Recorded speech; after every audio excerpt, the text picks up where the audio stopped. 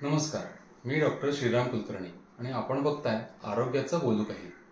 आजचा विषय आहे गालगुंड. यालाच गालफुगी किंवा मम्स असे म्हणतात. हा एक विषाणूजन्य आजार आहे, म्हणजे हा व्हायरसमुळे होतो.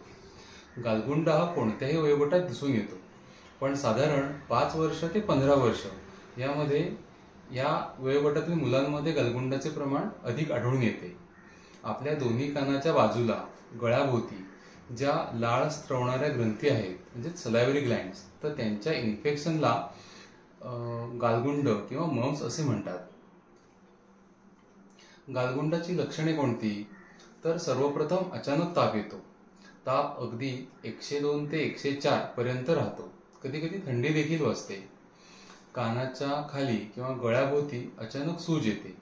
सूज पहिले 2 दिवस जरा जास्त असते. तसंच सूज आल्यामुळे त्या भागाला, म्हणजे गळ्याच्या भोवती त्या ग्रंथीला खूप वेदना होतात. अगदी काही खाताना चावताना खूप दुखतं. त्यामुळे काही पेशंट कान दुखतंय ही तक्रार सुद्धा सांगतात. सूज आल्यामुळे लाळ ग्रंथींचं काम कमी होतं, त्यामुळे चावताना खूप त्रास होतो. म्हणजेच गालगुंडामध्ये ताप, गळ्याभोवती सूज आणि वेदना ही 3 लक्षणे प्रामुख्याने आढळतात. पहिले 3 ते 4 दिवस ही सूज वाढत जाते आणि त्यानंतर 3-4 दिवसात ही सूज हळूहळू कमी होते. म्हणजे साधारण 7 ते 8 दिवसाचा हा गालगुंडाचा कालावधी सांगण्यात येतो. गालगुंड हा आजार संसर्गजन्य आजार आहे, त्यामुळे ह्या आजाराने जे पेशंट आजारी आहेत किंवा गालगुंडाचे जे पेशंट आहेत त्यांनी शक्यतो आयसोलेट होणं, घरी बसणं, विश्रांती घेणं हे सर्वांच्या दृष्टीने चांगलं आहे. कारण गालगुंडाचा प्रसार हा खोकल्यातून, त्या शिंकण्यातून, तसंच त्या व्यक्तीच्या सहवासातून होऊ शकतो.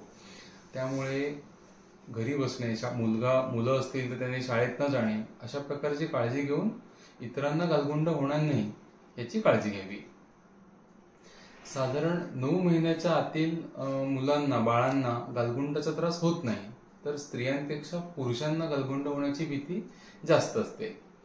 साधारण रुग्ण हे 7 ते 10 दिवसामध्ये बरे होतात, पण काहीच पेशंटमध्ये, अगदी 4 ते 5% पेशंटमध्ये गालगुंडाच्या आजारामुळे काही गंभीर दुष्परिणाम दिसून येतात. ज्या व्यक्ती इम्युनोकॉम्प्रोमाइज्ड, म्हणजेच ज्यांची रोगप्रतिकार क्षमता कमी आहे, अशा व्यक्तीला किंवा अशा मुलाला गालगुंडाचे दुष्परिणाम जास्ती प्रमाणात दिसून येतात. ह्याच्यामध्ये सगळ्यात पहिलं म्हणजे मेनिंजायटिस, म्हणजेच मेंदूला सूज येते. याच्यामध्ये डोकं खूप तीव्रपणे दुखतं, चक्कर येते, काही जणांना आकडी येण्याची सुद्धा भीती असते. तर दुसरं पॅनक्रियाटायटिस, म्हणजे स्वादुपिंड जे आहे त्याला सूज येते. त्याच्यामध्ये उलट्या होतात, अगदी पाणी प्यायलं तरी सुद्धा ते पाणी पचत नाही, पोटात दुखतं. ही लक्षणं गालगुंडामुळे होणाऱ्या पॅनक्रियाटायटिसमध्ये दिसून येतात.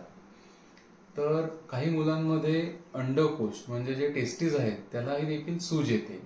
तर स्त्रियांमध्ये ज्या ओव्हरीज आहेत, म्हणजेच अंडाशय आहे, तर त्याला सूज येते.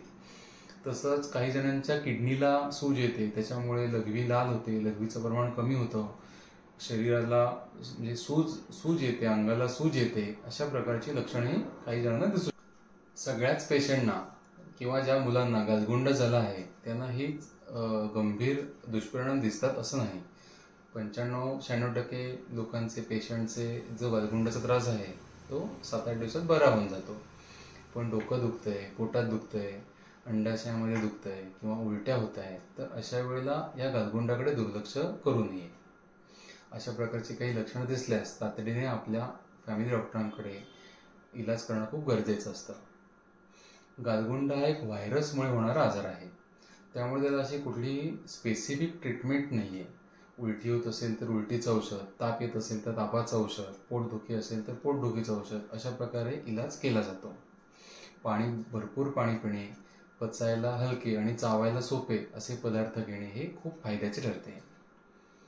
गालगुंड होऊच नये म्हणून काय काळजी घ्यावी?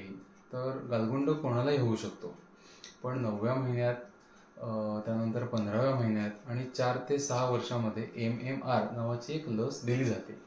आता ही लस घेतली म्हणजे गालगुंड होणार नाही असं नाही, पण ती तीव्रता नक्कीच कमी होते. पण पेशंटनी सुद्धा आपली वैयक्तिक काळजी घेणं खूप गरजेचं आहे. जसं की गालगुंड झाल्यानंतर गर्दीच्या ठिकाणी न जाणं, मास्कचा वापर करणं, या गोष्टी खूप महत्त्वाच्या आहेत. तसेच आपली रोगप्रतिकार क्षमता कशी वाढेल याच्याकडे सुद्धा लक्ष देणं तितकंच महत्त्वाचं आहे. सध्या गालगुंडाची साथ ही खूप जोरात आहे. अगदी लहानांपासून मोठ्यांपर्यंत सुद्धा गालगुंडाचे पेशंट्स आपल्याला दिसत आहेत. त्यामुळे गालगुंडापासून होणाऱ्या संभाव्य त्रासाचा वेळीच उपचार करून घ्या व आपली व आपल्या कुटुंबाची काळजी घ्या. व्हिडिओ आवडला असेल तर लाईक करा, चॅनेलला सबस्क्राईब करा आणि व्हिडिओ शेअर करा. धन्यवाद.